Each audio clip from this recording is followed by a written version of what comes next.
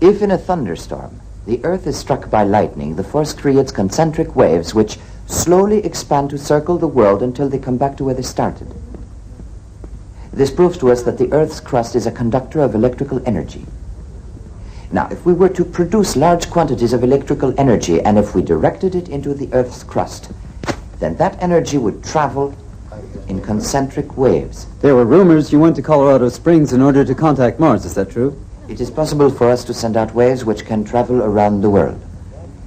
There are waves as well which can travel into space. How are you going to talk with them? I never intended to. However, I recorded certain electrical impulses of unknown origin, and these were repeated at constantly timed intervals. It's possible they were a kind of signal from space. And did you in turn send them a message? Ask the Martians that question. But you did send some sort of signal. A signal which might not be received for 1,000,000 years. Therefore, Mr. Tesla, you do believe communication with distant worlds may someday be possible. Perhaps they've been sending us messages for ages, but we aren't aware of it. Mr. Tesla, what's that big pile of papers down there on the floor? My file on the work in Colorado Springs. Can you tell us what's in it? It's a new electrical system, completely different. As yet, it hasn't been finished. In just what way is it different? How will it affect us? Well, a great deal of it is merely guesswork, but it might have an important impact on the future. I hope it will lead to a decisive answer to the problem of energy. Good day, gentlemen. Mr. Tesla, That's all today. No more questions, please. I can't tell you how much it means to me that I can once again have the opportunity to see the greatest of the great, the genius Nikole Tesle. I'm terribly sorry, but I don't recall having met you. Mr. Tesla, my name won't mean much to you. I'm a humble follower of your work. I heard you lecture in London when I was a student. It's my greatest memory. You've been a big influence. Permit me to introduce myself, Marchese Guglielmo Marconi. Well, I'm pleased to meet you, Marchese Marconi. absolutely not. And how may I be of service to you? Mr. Tesla, I perceive ideas which I know are true, but I can't formulate. You seem aware of such things. I think I might be of some use in the field of telecommunications. If that is what interests you, Mr. Marconi, then you have chosen wisely. Always trust your own instincts. Don't let knowledge lead you astray. It can be deceptive. Mr. Tesla, I came all the way to America to meet you. Would it be possible to come and watch you while you're working? Why, certainly. You would be very welcome. My laboratory and all of my notes are at your disposition. Thank you, Mr. Tesla. It's a great honor. Thanks. Zito, would you please look after Mr. Marconi? Whatever you say, Mr. Tesla. Tell me the truth, Tesla. Does anybody really understand what this is about? I certainly hope so, Commodore. I ought to. After all these years. Well, let's see. Energy. According to you, energy is the big problem of the future. A life and death problem. And what we're using now, the sources of energy are not inexhaustible. And they are poisoning our planet. I hadn't noticed that. Believe me, you will. Perhaps we can survive the poison. But there will come a day when these sources of energy will dry up. And then what? The whole shebang's going to run down like a clock? Not with my project. I can give the world all the power it can use. Clean power. I was afraid of that. Afraid? Yes, I was afraid that after all this time I was really going to begin to understand what you're talking about. But this psychic business. Pardon me, I don't understand. These weird stories about you that keep getting into the papers, like the train wreck and this fella, what's his name? Brown, Commodore. Yeah, how'd that one go? Mr. Tesla is supposed to have told him that he mustn't, on any account, take a certain train, and he didn't. The train was wrecked, and everybody on it was killed. That really happened? People say that it could have been a coincidence.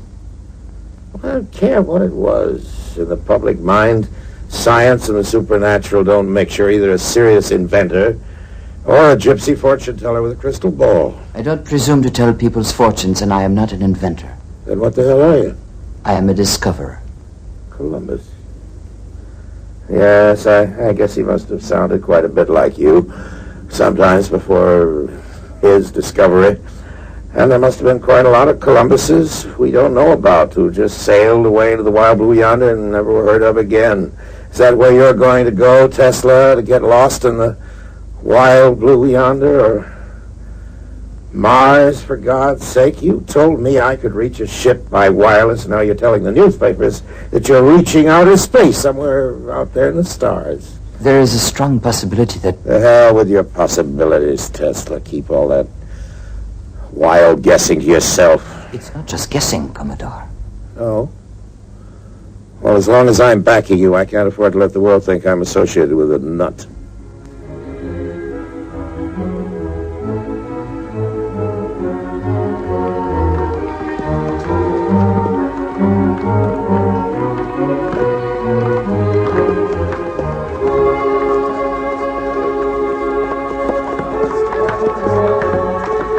Okay, fellas, here comes Mr. Tesla.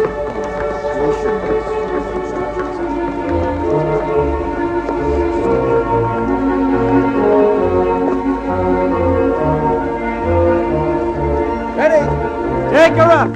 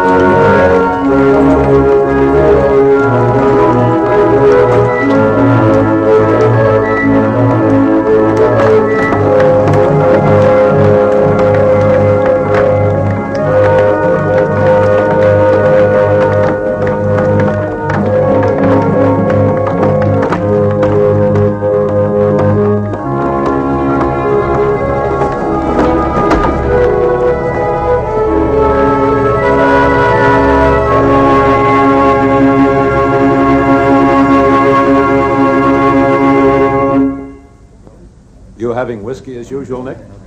I'll have champagne with you, Bob, with pleasure. Good. Let's drink to this new project of yours. We'll drink to you, Bob, our new ambassador in Rome.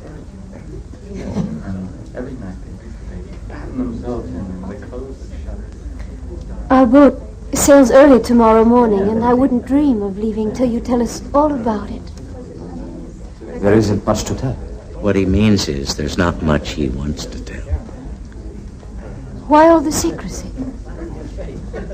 It's Morgan's idea. He made it a condition.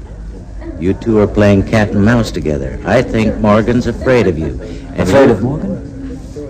Never. Maybe you ought to be. I think Nick is still sure that he's going to change the world. And I hope he's right.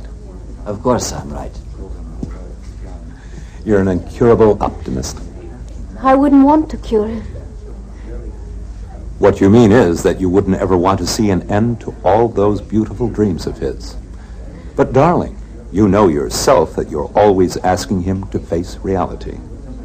My tower. That is reality. You will see. We're on the verge of World War, Nick. War? What's all this about war? I hope Tesla isn't concentrating on that subject. He's much too clever. He'll invent some fool thing to blow us to kingdom come. But just the opposite, Mr. Twain. Instead of sending human armies marching out to the battlefields, we could make robots to do the fighting for us. Look, Tesla, if you ever invent a robot to do our drinking for us, then I, for one, will fight you to the death. Excuse me. I hope I'll be some more. Not much chance of that.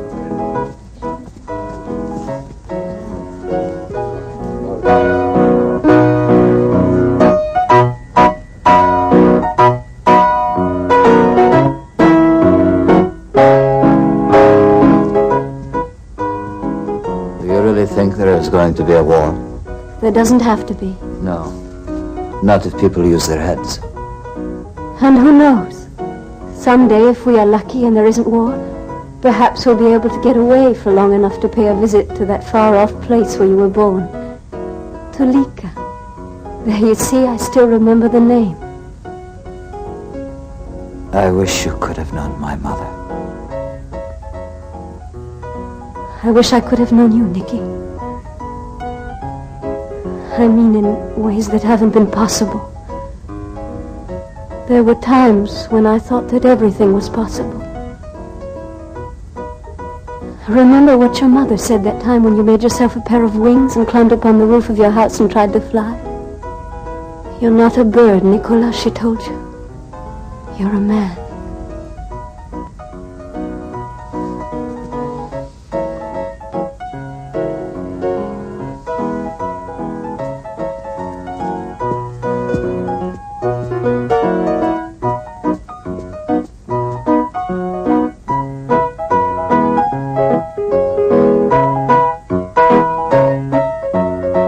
Bother me about money. The workers should know that they'll be paid. We've got Morgan behind us.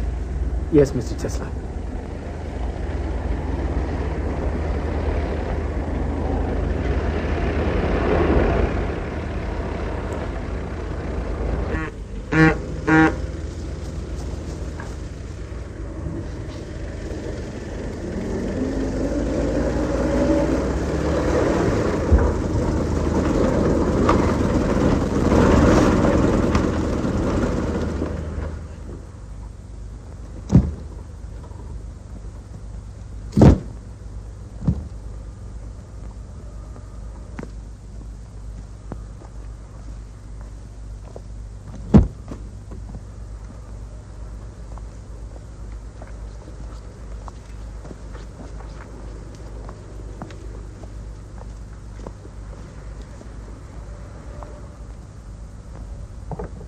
Mr. Tesla, I've been instructed to show you this, just in case you didn't happen to see it.